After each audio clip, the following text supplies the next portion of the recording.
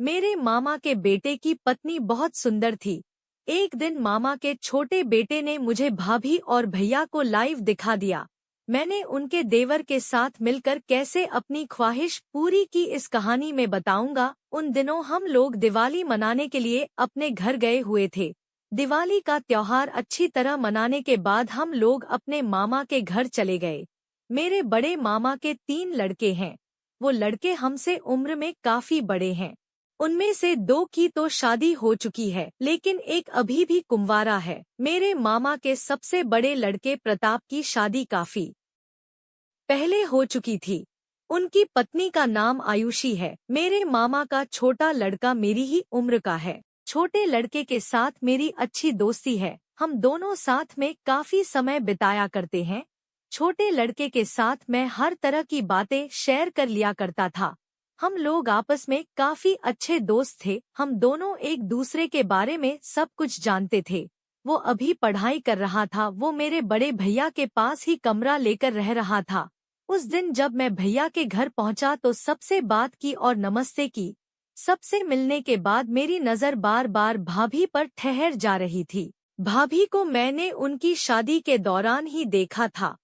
वो काफी हंसमुख थी और हम लोगों से काफी हंसी मजाक भी किया करती थी।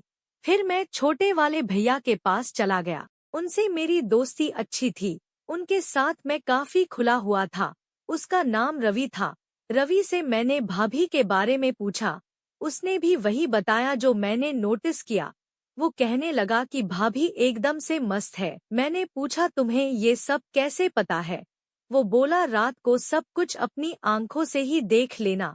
जैसे ही रात हुई तो हम लोग अपने अपने कमरे में सोने के लिए चले गए।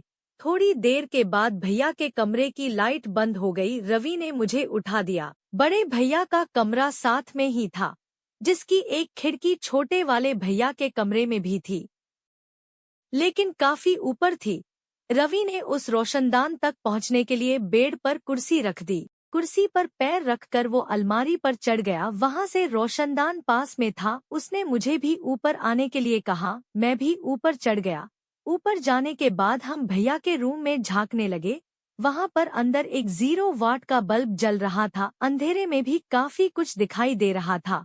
मैंने देखा कि मेरी भाभी मेरे भैया को गले लगा रही थी। भाभी के मुंह से चीख निकल गई। भैया ने उसके मुंह पर हाथ रखा और बोले क्या कर रही हो? सब जाग जाएंगे। कुछ देर के बाद भाभी थक गई। 5 मिनट के बाद दोनों साथ में ही सो गए। फिर हम लोग भी अलमारी से उतर गए।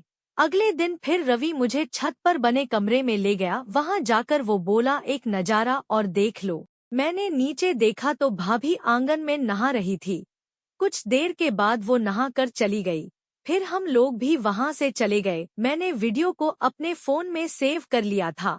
उसके बाद हम लोग भाभी के पास गए। वो उदास सी होकर बैठी हुई थी।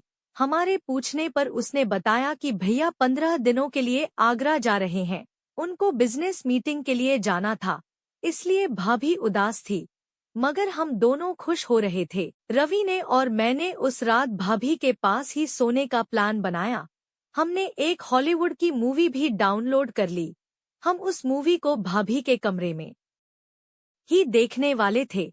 हमने भाभी से भी इस बारे में बात कर ली थी।